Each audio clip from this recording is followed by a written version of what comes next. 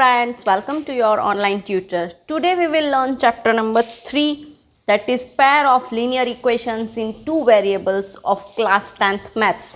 सबसे पहले हमें लीनियर इक्वेशन क्या है वो तो अच्छे से पता है, हमने लास्ट ईयर ही पढ़ा था कि लीनियर इक्वेशन एक अलजेब्रिक एक्सप्रेशन होता है जिसकी डिग्री 1 होती है. अब linear equation in two variable means linear equation in two variable means an equation which is written in the form ax plus by plus c is equals to 0. ऐसा equation जो ax plus by plus c is equals to 0 के form में हो, where a, b and c are real numbers and a and b is not equals to 0. a और b इन दोनों में से किसी की भी वैल्यू 0 नहीं होनी चाहिए. And x and y are variables with degree 1. x and y ये दोनों वेरिएबल्स होंगे जिसकी डिग्री होगी 1.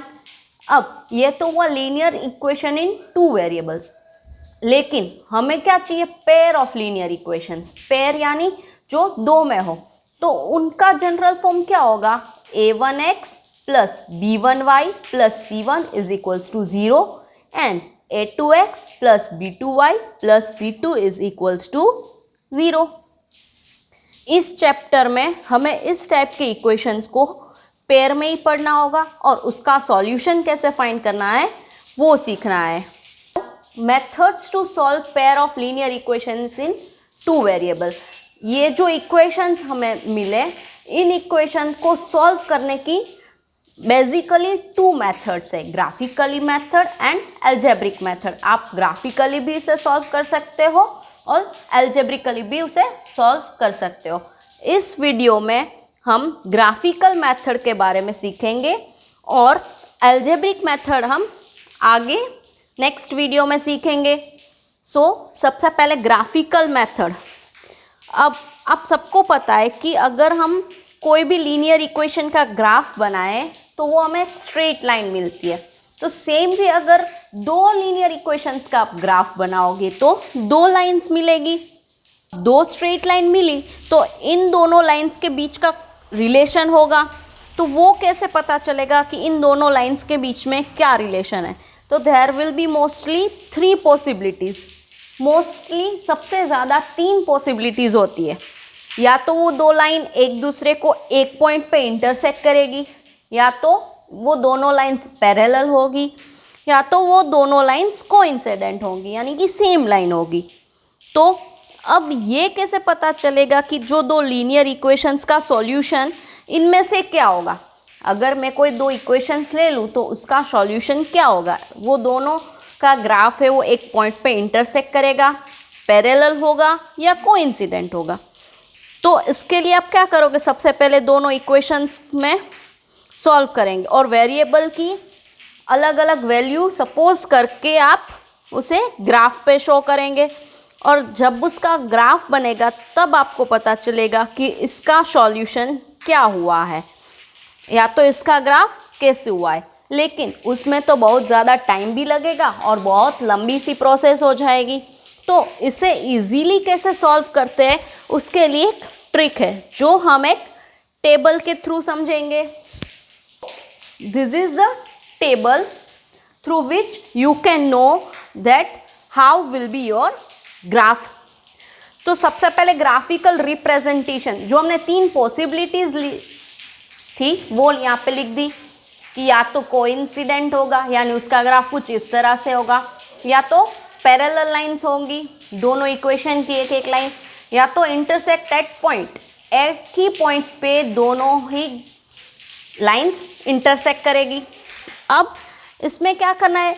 Comparing ratios. रेशियो को कंपेयर करके आपको पता चलेगा कि इसका सॉल्यूशन क्या आता है. अब रेशियो दो इक्वेशन लेंगे तो हमारे पास लेट से इक्वेशन हमारा जो जनरल फॉर्म था वो ही लेते हैं. Let a1x plus b1y plus c is equals to 0. This is called equation number 1. And a2x plus b2y plus c is equals to 0. यहाँ पे c1 and c2 is equals to 0. इसे हम कहते हैं इक्वेशन नंबर 2. अब ये दोनों equations में से रेशियो कंपेयर करना है. तो सबसे पहले अगर A1/A2 is equals to B1/B2 and is equals to C1/C2, अगर देखो A1/A2 का जो रेशियो है वही B1/B2 का रेशियो है और सेम रेशियो C1/C2 का है, तो उनका ग्राफ कोइंसिडेंट होगा, यानी उसका ग्राफ हम ड्रॉ करेंगे तो इस तरह से ग्राफ मिलेगा।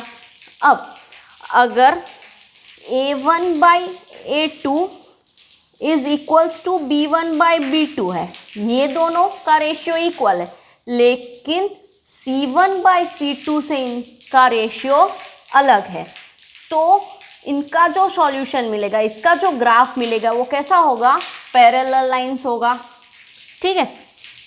और अगर A1/A2 is not equals to B1/B2 and is not equals to C1/C2, ये तीन रेशियो एक दूसरे से अलग है, यानी कोई भी इक्वल नहीं है, तो इसका जो ग्राफ होगा उससे एक पॉइंट पे ही इंटरसेक्ट करेगा, उनकी जो ये दो लाइंस होगी वो कोई एक पॉइंट पे इंटरसेक्ट करेगी। अब ये रेशियो से और भी कुछ पता लगा सकते हैं हम कि ये कंसिस्टेंट है या इनकंसिस्टेंट। कंसिस्टेंट मीन्स जिसका सॉल्यूशन मिल सकता है उसे हम कहते हैं कंसिस्टेंट, और जिसका सॉल्यूशन नहीं मिलता उसे कहेंगे इनकंसिस्टेंट। तो अगर ये इक्वल है तो इट इज़ कंसिस्टेंट, इसके सॉल्यूशंस मिलेंगे।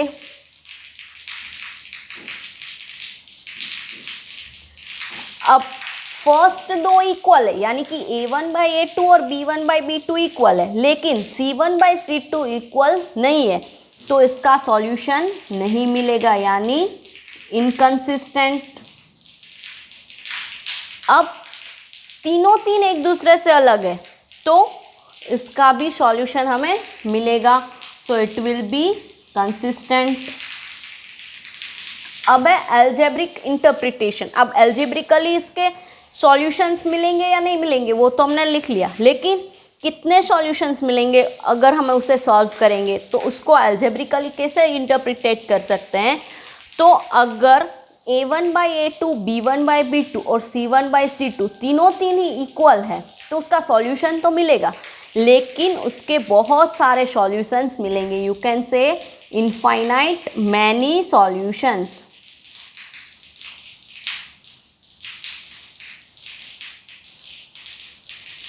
अब इनकंसिस्टेंट है, इसका मतलब इसका सॉल्यूशन ही नहीं मिलेगा, तो you can say here it's no solution. अब कंसिस्टेंट है, इसका सॉल्यूशन तो मिलेगा, लेकिन एक ही सॉल्यूशन मिलेगा, यहाँ पे जो पॉइंट इंटरसेक्ट करता है, यानी कि A1/A2, B1/B2 और C1/C2 ये तीन इक्वल नहीं है, तो उसका सॉल्यूशन करेंगे हम अलजेब्रिक मेथड से, तो सिर्फ और सिर्फ वन सॉल्यूशन मिलेगा, ओनली वन सॉल्यूशन, और यू कैन से यूनिक सॉल्यूशन। यही टेबल हमें एक्सरसाइज 3.1 और 3.2 सॉल्व करने में हेल्प करेगा। Thank you guys for watching this video. Hope this video helped you to learn something new. Still, if you have any queries, you can mail me to the email ID displayed on the screen, or you can also write in the comment box. Don't forget to share this with your friends. Thank you.